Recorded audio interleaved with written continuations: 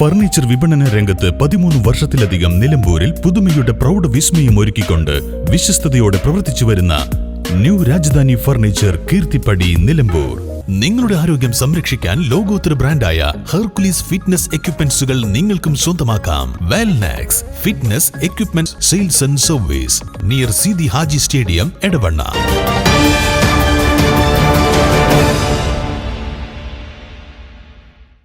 അജ്ഞാത ജീവിയുടെ ആക്രമണത്തിൽ 2 ആട്ടിൻകുട്ടികൾ ചത്തു.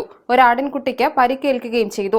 അമരമ്പലം പഞ്ചായത്തിലെ തട്ടിയേക്കൽ മാഞ്ചേരി അബ്ദുട്ടിയുടെ 2 മാസം പ്രായമായ ആട്ടിൻകുട്ടികൾക്ക് നേരെയാണ് അജ്ഞാത ജീവിയുടെ ആക്രമണമുണ്ടായത്.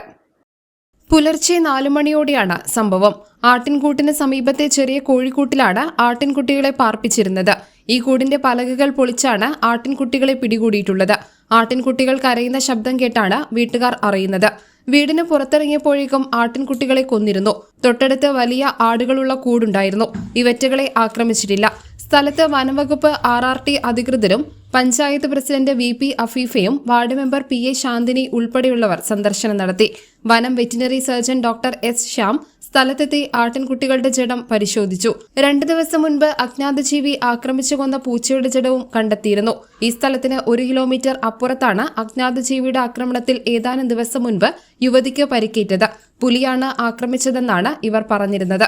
News bureau, Pookkottumpadam. ഇനി ലോകമെമ്പാടുമുള്ള ഇന്ത്യക്കാർ ആഘോഷിക്കും. ആഘോഷങ്ങളെല്ലാം മലബാറിനൊപ്പം. കാരണം മലബാർ നിങ്ങൾക്കായി ഒരുക്കുന്നു ഒരു സുവർണ അവസരം.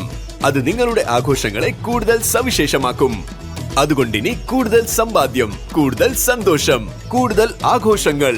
എല്ലാ ആഘോഷങ്ങളും മലബാറിനൊപ്പം.